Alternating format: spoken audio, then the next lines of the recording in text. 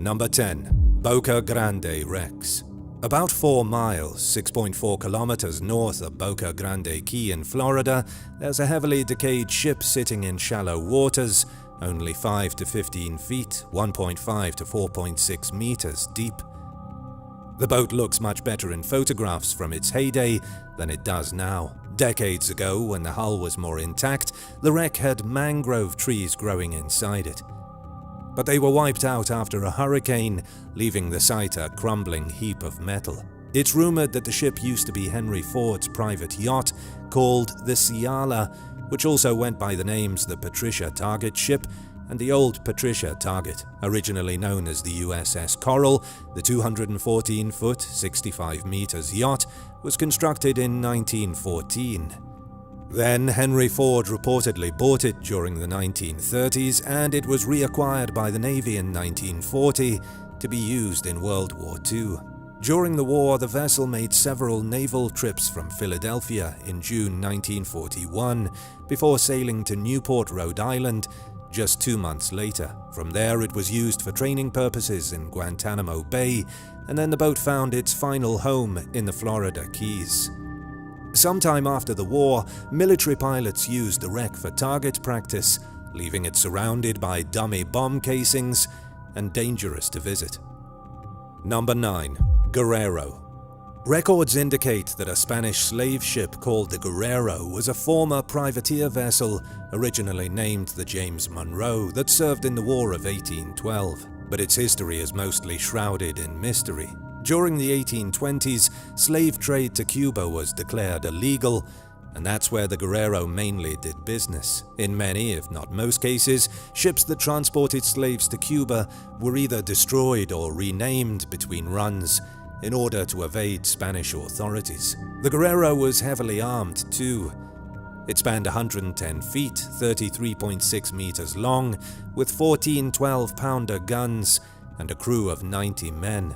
The ship was most likely not only involved in the slave trade, but it probably served as a pirate ship. While sailing from Africa to Havana back in December 1827, with 561 African captives aboard, the Guerrero drew the attention of a British anti-slavery patrol ship, HMS Nimble, in the Florida Straits. The Nimble fired some warning shots, signaling that its crew planned to inspect the Guerrero firsthand. But the ship's captain hightailed it instead, sparking a 5-hour-long chase that ended with both ships crashing into a reef off Key Largo. The collision tore into the slave ship's hull and toppled its masts. As the Guerrero sank, 41 of the African captives drowned in the chaos. 20 of the crewmen and 142 of the captives were rescued by a nearby fishing boat called the Florida, which the crew proceeded to hijack and used to sail to Cuba. Several crewmen also hijacked a schooner called the Thorn after getting rescued, and sailed it to Cuba as well, with 246 captive Africans aboard. The captives who made it to shore were sold into slavery, while many of the remaining captives were taken back to Africa.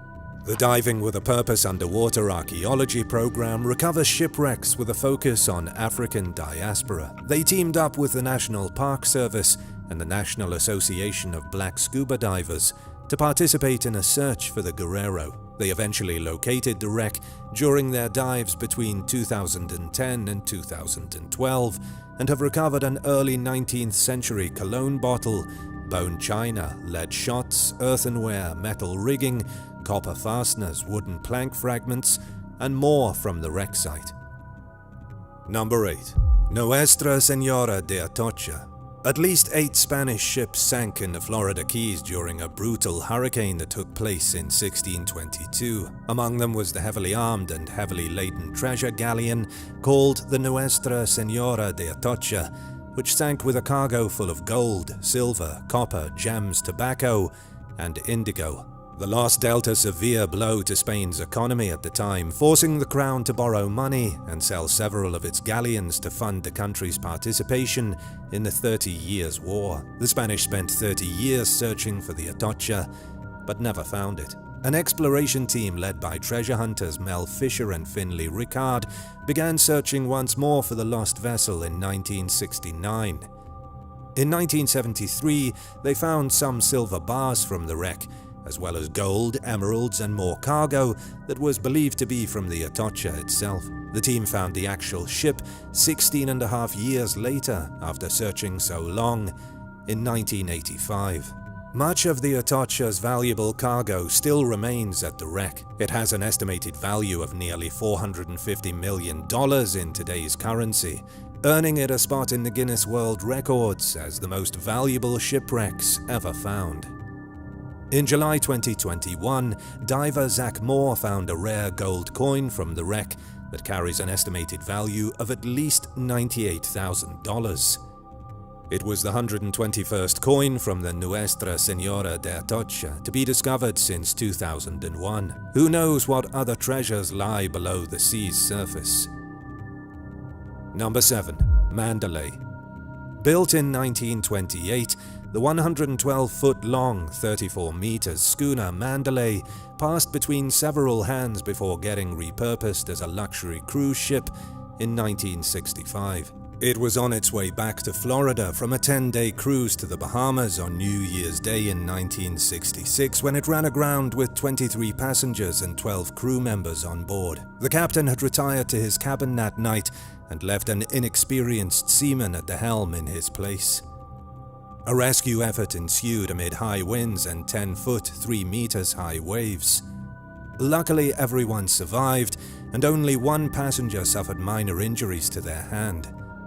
The Mandalay remained above water long enough for looters to take whatever valuables they could get their hands on, though. Today, it sits at the bottom of Long Reef in Biscayne National Park. It's one of at least 44 wrecks found throughout the park and is located in shallow, clear waters. It now serves as a popular snorkeling and scuba diving destination. Have you ever been scuba diving? Tell us about it in the comments and hit subscribe while you're at it. Number 6. SS Cotopaxi.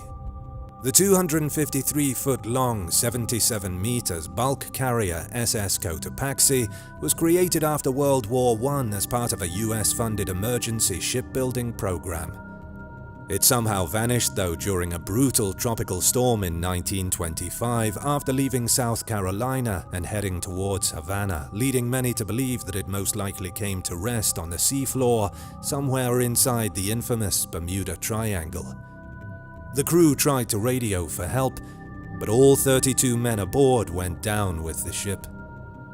The Cotopaxi was rediscovered 40 miles, 64.4 kilometers off the Jacksonville, Florida coast in the 1980s, but experts only confirmed its true identity in 2020 after spending many years analyzing ship records. As it turned out, the wreck was not in the Bermuda Triangle at all, despite what so many had believed. The crew members' heartbroken families filed a lawsuit over their loved ones' disappearances.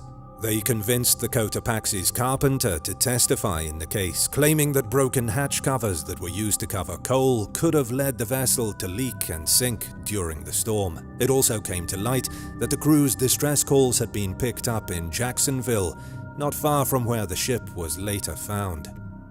If nothing else, the discovery helps eliminate any far-flung theories about the Cotopaxi being sucked into the bottomless vortex the Bermuda Triangle has led itself to be. Number 5. Centuries-old whaling ship. In early 2022, the National Oceanic and Atmospheric Administration, NOAA, released fascinating footage of a 200-year-old whaling ship that was found during a deep-sea dive off the Gulf of Mexico. The expedition's purpose was just to test the agency's remotely operated vehicles and mapping systems, but finding a shipwreck was an unexpected bonus. Almost the entirety of the wooden vessel had disintegrated, according to the NOAA crew that found it, but its anchor was clearly visible and looked like it had been snapped in half. Experts believe the ship likely dates back to sometime between 1800 and 1840. Whale hunting was a lucrative industry during that period. Off the Florida coast, it's likely that the hunters were after right whales, which were once abundant in Gulf waters. Hunting whales unfortunately got so popular that humans nearly wiped some whale species out of existence, and it's now illegal in most countries, including the United States. Number 4. The Caroline Eddy. In late 2020, heavy cyclones and winds exposed an unidentified wooden hull along Crescent Beach in St. Augustine. Archaeologists from the Lighthouse Archaeological Maritime Program, LAMP, analyzed what little was left of the wreck and determined the vessel was most likely a 19th century merchant ship and was probably built in either the US, Canada, or Britain. They've since tentatively identified it as the Caroline Eddy, a merchant brigantine built in Maine back in 1862 as a Union supply ship during the Civil War. Researchers uncovered detailed historical documents about the vessel and found that the sources seemed to match up with the wreck. According to the paperwork, the Caroline Eddy left Fernandina Beach for Philadelphia in 1880 with a cargo load of lumber. The crew didn't realize it at the time, but they sailed directly into a hurricane and were toppled by a huge wave. While experts can't be positive that the decaying wooden hull belongs to the Caroline Eddy for certain, it's the most believable answer. After examining the wreck, they reburied it for the sake of preservation. Number 3. SS Regina. The 247-foot-long, 75 meters SS Regina was made in Ireland in 1904 during an increased demand for molasses. She hauled the sweet substance for over 35 years before meeting her ill-fated end in 1940. Packed with over 350,000 gallons, 1,324,894.12 liters of molasses, the Regina left Cuba heading towards Louisiana at the mercy of a tugboat on March the 5th. 2 days later, an unforgiving cold front swept through Mexico's Gulf, bringing gale force winds and 8 to 12 foot, 2.4 to 3.7 meters, waves along with it.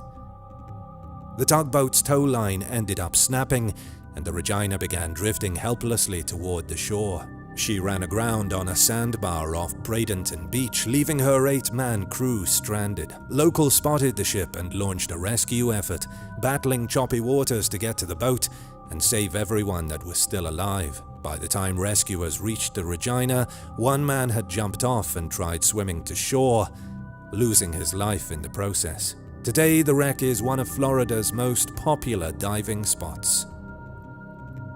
Number 2. Henrietta Marie. Built in France sometime during the 17th century, the Henrietta Marie was a slave ship that carried captive Africans to the West Indies for labor. It fell into English hands, likely as a war prize, and made at least 2 trips as part of the Atlantic slave trade. During its first voyage from 1697 to 1698, the vessel carried at least 200 African captives to Barbados, where they were sold into slavery. A year later, the Henrietta Marie dropped 191 captive humans off in Jamaica and loaded cargo full of sugar, cotton, dyewoods, and ginger on board to take back to England. To avoid crossing paths with pirates that were known to lurk between Cuba and the Dominican Republic, the captain sailed the ship around the western side of Cuba. The Henrietta Marie wrecked about 35 miles, 56 kilometers west of Key West, near the Marquesas Keys. No one survived, and for nearly 300 years the ship's fate remained a mystery to record keepers. A diver recovered the wreck in 1972 and found shackles along with other artifacts indicating that it was once a slave ship. After realizing it likely didn't have any treasure, the diver reburied the artifacts. The wreck was excavated during the 80s and was later identified as the Henrietta Marie when a bell bearing an inscription of the ship's name and the year 1699 was found.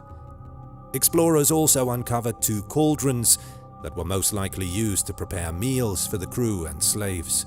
In 1993, the National Association of Black Scuba Divers placed a memorial plaque at the wreck site, dedicated to the captive Africans who were forced to leave their lives and country behind while enduring the unimaginable suffering that came with being sold into slavery. Number 1. The City of Washington. Launched in 1877, the American-built vessel called the City of Washington was an iron-hulled merchant steamer that transported passengers and cargo between New York, Mexico, and Cuba. On the night of February 15, 1898, the USS Maine exploded in Havana Harbor, where it was being kept to protect US interests during a deteriorating relationship with Spain at the time. This was the final straw, setting the Spanish-American War in motion. At the time, the City of Washington was moored close by and suffered only minor damages, but was still able to participate in the rescue of the Maine survivors by providing lifeboats and allowing the use of its dining area as a hospital. During the war, the vessel transported troops, then went back to hauling passengers and cargo until getting taken out of service and laid up in Brooklyn in 1908. In 1911, the ship was once again converted, this time into a coal-transporting barge. The City of Washington's career finally came to an end in 1917 when it ran aground with another barge and tugboat on a shallow reef near Key Largo. The other two vessels were raised, but the City of Washington broke apart during the accident and sank underwater. Today, it's one of the most popular dive sites in the Florida Keys and has been designated as part of the Florida Keys National Marine Sanctuary's Shipwreck Trail.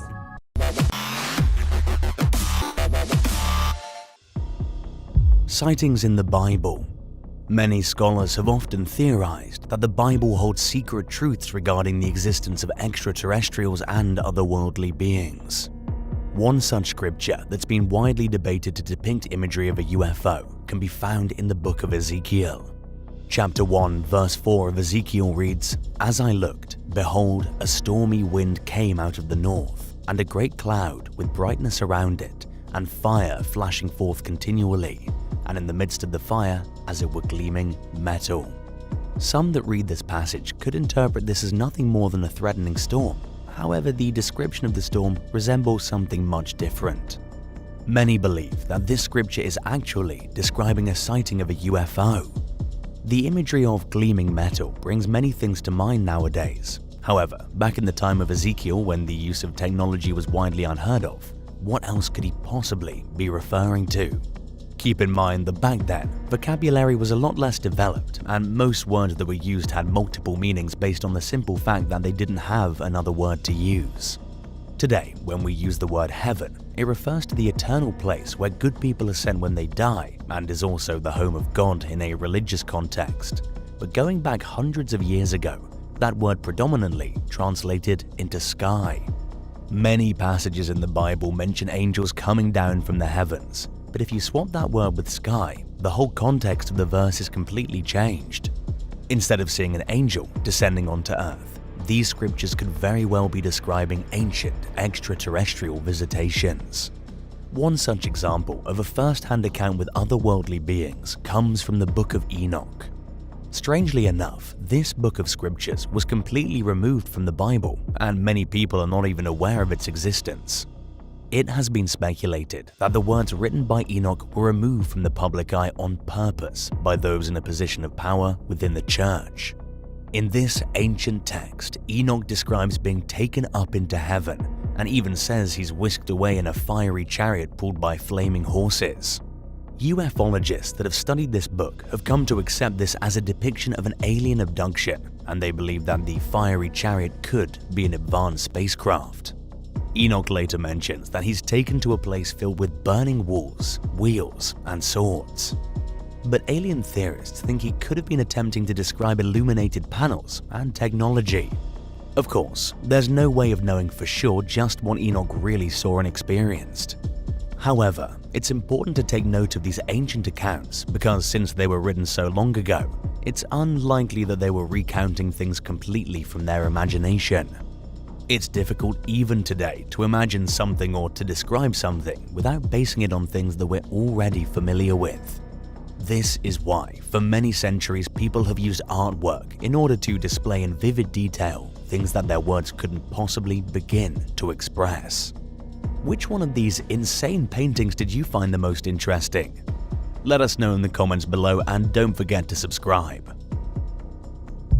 Ancient artwork. Just 80 miles outside of the Indian city of Raipur, multiple caves have been discovered with some of the earliest paintings ever found strewn across their walls. This artwork dates back 10,000 years ago, around 8000 BC, and according to archaeologist J.R. Bhagat, they seem to resemble modern-day pictures of aliens and UFOs. To further this idea, the locals from villages around the area have passed down stories from their ancestors describing a group they call Rohila people. These ancient visitors were said to have come from the sky using round flying objects.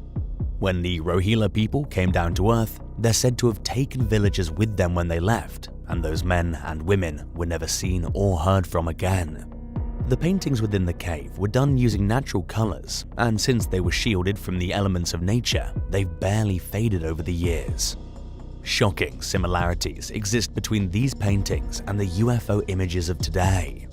In one of these cave drawings, an image of an apparent rounded vehicle can be seen with what can only be described as an antenna poking up from the top of the UFO-type craft.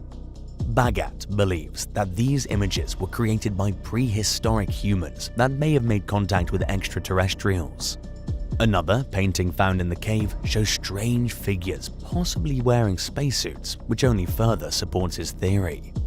Many other paintings can be found throughout history that show bizarre objects hovering in the sky. One of the oldest works of art with such imagery is the Crucifixion of Christ, which dates back to 1350 and was created by an unknown artist. This interesting painting hangs above the altar of the Visoki Dakani Monastery, located in Kosovo at the center of the Balkans in Southeast Europe. Like the name mentions, the artwork depicts the crucifixion of Jesus Christ, and he's in front and center in this image on the famed cross from the Bible. The Son of God is surrounded by men and women as they watch him suffer. However, above Christ, flying in the sky, there are two teardrop-shaped objects. Each of these crafts show a man sitting inside them, seemingly controlling the machines from within. It's odd that these objects were included in this piece of art, but maybe they were present in the sky on the day of the actual crucifixion, and the painter wanted to be historically accurate. We may never really know for sure the exact meaning of their presence in this image. Another painting that seems to depict a UFO is the Baptism of Christ, created in 1710 by Dutch artist Ed de Gelder. It's now on display at the Fitzwilliam Museum in Cambridge, and it shows a very eerie-looking disc-shaped object in the sky. Shining down from the bottom of this apparent UFO is 4 beams of bright light that illuminate Jesus as if he's being baptized by John the Baptist. The spaceship in this painting is as big, if not bigger, than the clouds that surround it, and it's obviously made of some type of metallic material, as you can see the edges of the craft are reflecting light. Another thing to point out from this work of art is that the people that surround Jesus do not seem to notice the UFO above their heads. And the same goes for the painting we discussed before. This particular detail may suggest that these types of sightings in the sky could have been so common that it didn't even faze people anymore. The last painting we'll discuss is titled The Miracle of the Snow by Masolini da Pinnacale, and it's arguably the most interesting of all the paintings we've mentioned so far, given the story behind it. The background of this picture is that sometime in the 4th or 5th century, the rich Roman Pope Liberius and patrician Giovanni had a dream of Mother Mary asking them to build a church that would be devoted to her. The location of the church was to be on the Esquilino Hill in Rome, but Mary had also told them that it would snow at the site it should be built, which was quite uncommon in Rome. Even during the coldest times of the year, snow was very rare here. However, just like the Virgin had told them, in the hottest month of summer, a rectangle of snow was found on the hill. This patch of snow remained even when the sun was bearing down on it, and only melted once the plot for the church had been staked out. This is exactly what is depicted in this painting. In the forefront of the image, Pope Liberius is shown pointing out the patch of snow to the other followers of the church. He's using his staff to prove to the people that the snow is not melting even when he touches it.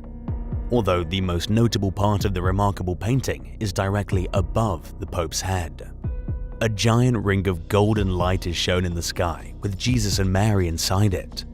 They have their usual halos around their heads, and Jesus has his arms stretched out wide, but right underneath Christ's fingertips is a giant UFO-type object. There isn't just one UFO in this picture though. Behind the biggest spaceship is dozens of others stretching out far into the distance, almost in a type of formation.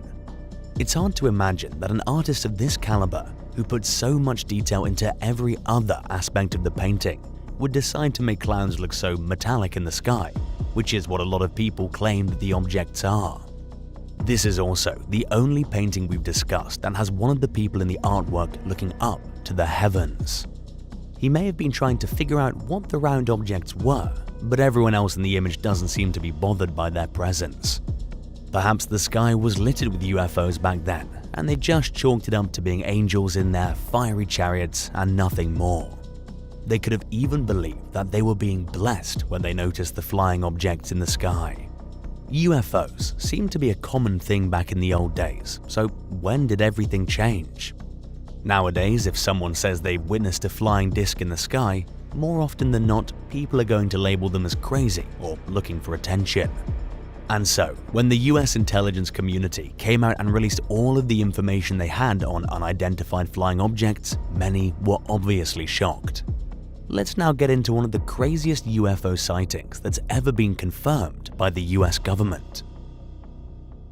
Operation High Jump. From 1946 to 1947, the US Navy conducted a secret government program with the main goal of establishing a research base in Antarctica. The official name was the US Navy Antarctic Development Program and was also called Task Force 68. However, many know it by the name of Operation High Jump.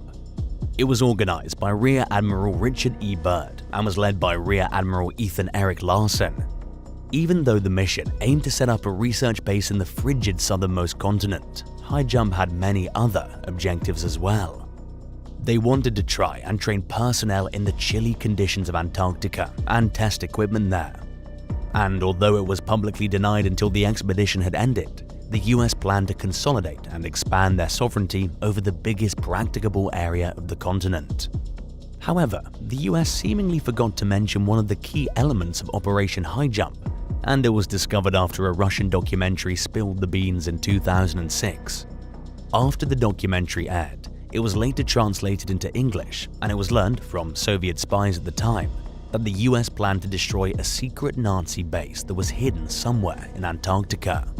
It was revealed and later confirmed by an eyewitness account from US Navy serviceman John P. Sewatch and Lieutenant John Sayerson, both of whom had been present for High Jump, that on the way to the icy continent, the Navy fleet encountered a UFO.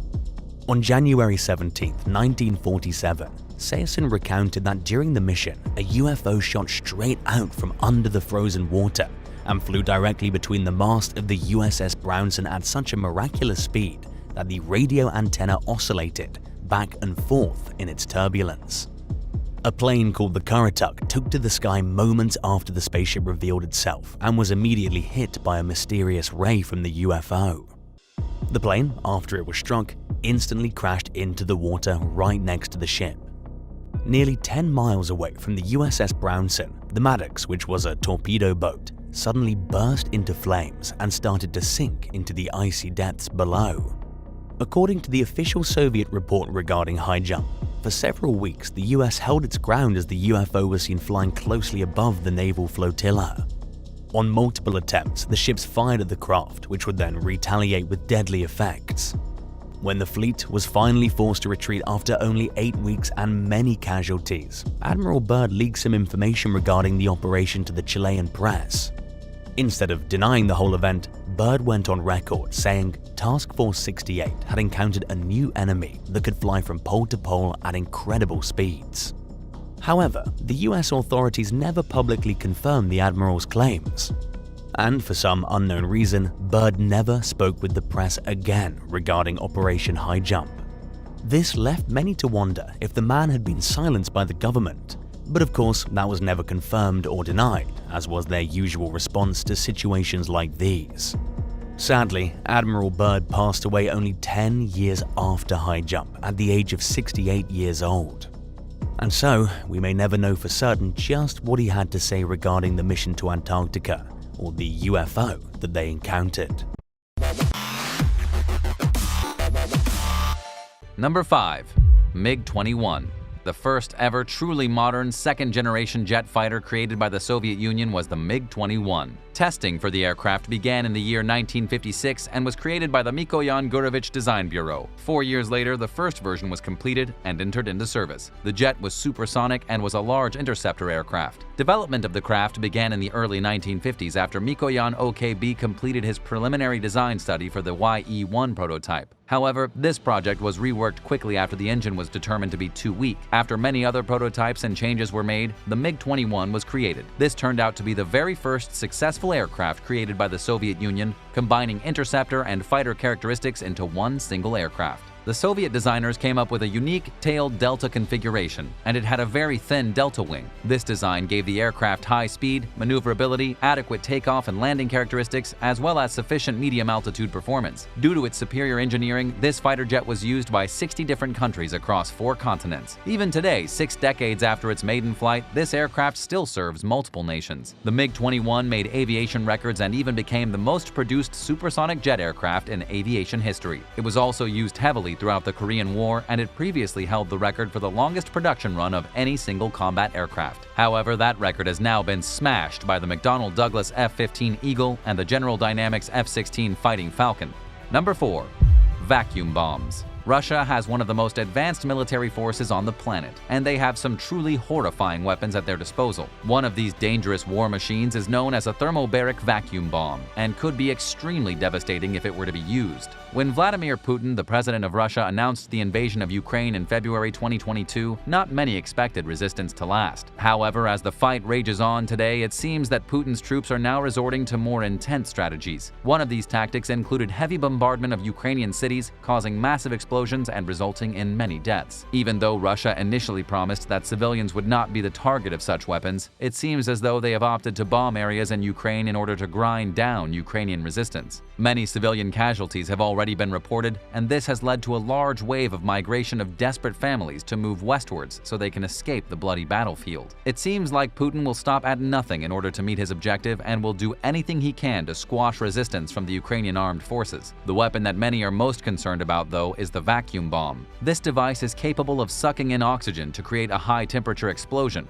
The use of such a destructive weapon is actually banned by the Geneva Convention. However, Ukrainian ambassador to the US, Oksana Markarova, claims that Russia has already detonated one of these bombs. Vacuum bombs are said to be some of the most lethal non-nuclear weapons in existence, and the blast waves that they create are said to be powerful enough to vaporize human bodies. Although even people outside the initial blast zone are still at risk for invisible injuries as a result. According to a CIA study, these injuries could include crushed inner ear organs, burst eardrums, ruptured lungs and internal organs, as well as severe concussions and possibly even blindness. In reality, the use of such a weapon is actually legal so long as they're targeted towards military personnel and not civilians. Apparently, the use of vacuum bombs is discouraged, but on the battlefield, these weapons of mass destruction are not off the table. And as war continues between Russia and Ukraine, the use of chemical and biological weapons could very well come into play. Putin seems to be willing to take extreme measures in order to secure victory against Ukraine, so who knows what other deadly tricks he may have up his sleeve in the days to come.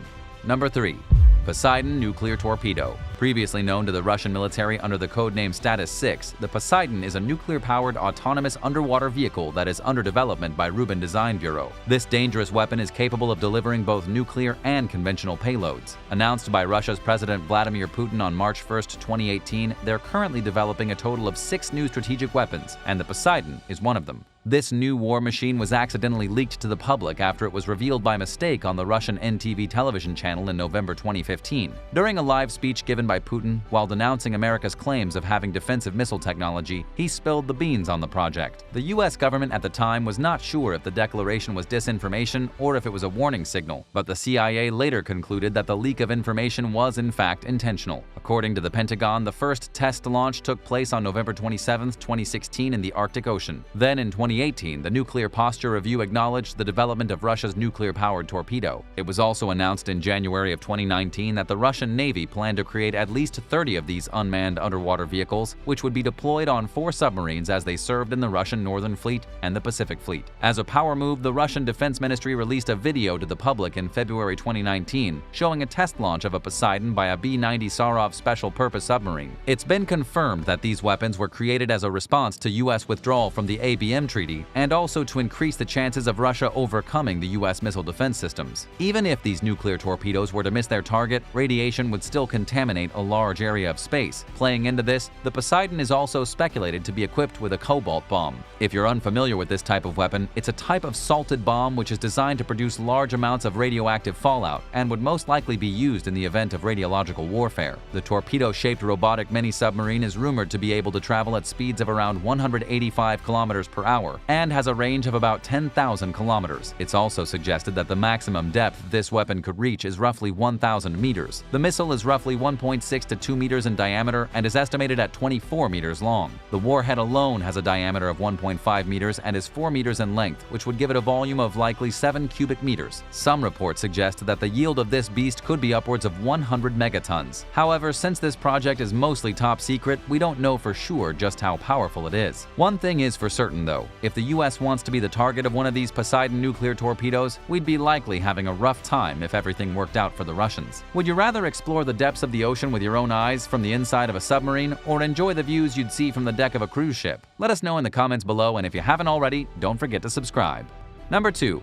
Kirov-class battlecruiser. Even though Russia only engineered a total of 4 Kirov-class battlecruisers, they're still a major threat. These ships are nuclear-powered and are specifically designed to annihilate American aircraft carriers. They're also capable of defending themselves with aircraft missiles and have multiple ways of detecting enemy targets with the help of satellite feeds and an onboard helicopter. Each battleship carries a total of 20 supersonic missiles that can carry 1,653-pound warheads approximately 300 miles. These vessels are the heaviest and largest surface combatant warships in the entire world. In comparison to modern-day warships, they're second in size only to giant aircraft carriers, and they're similar to battleships used throughout the World War I era. When this class of battlecruiser first came online during the 1970s and 1980s, America had to bring back 4 of their Iowa-class battleships in order to defend themselves against the Soviets. Since bigger ships can carry more missiles, the Russian threat seemed imminent, and it makes sense that the US would do everything they could in their power to oppose them. Plans for these war machines began in June of 1973, with the first ship not being completed until December 1980. The ship made its first appearance in 1981, but during its second deployment, it suffered a reactor accident in 1990 in the Mediterranean Sea. Oddly enough, repairs were never done on the craft, and it was placed in reserve until it was ultimately scrapped in 2021. Luckily, the Russian Navy had 3 other Kirov-class battlecruisers at their disposal. The second of the warships were commissioned in 1984 and was assigned to the Pacific Fleet. However, this ship became inactive in 1994, and it was eventually decommissioned only 4 years later. This vessel is set to be completely dismantled on November 30th, 2025. Today, only 2 of these behemoths remain in operation. The third ship entered service in 1988 and was designated to the Northern Fleet of the Russian Navy. It was originally called Kalinin, but was renamed Admiral Nakhimov in 1992. Like the first 2 battlecruisers, it was briefly mothballed or decommissioned in 1999, but was eventually reactivated in 2005. Today, the vessel is undergoing modernization and overhaul at Severodvinsk shipyard and is rumored to be finished sometime in 2022. However, there's not been any news released about this so far and is most likely still being worked on by the Soviets. The fourth and final battlecruiser, formerly known as the Yuri Andropov, was not commissioned until 1998. Later, the ship's name was changed to Peter Veliky, apparently named after Peter the Great, in 1992. This is the only ship of its kind to still be in service to this day. It currently serves as a flagship to Russia's Northern Fleet. With the Soviet military continuously trying to improve their war machines, these Kirov-class battlecruisers could very well be fitted with even more deadly weapons in the future. At some point, these vessels could even have drones or lasers which could be extremely effective against their enemies. Number 1. Mi-28NM.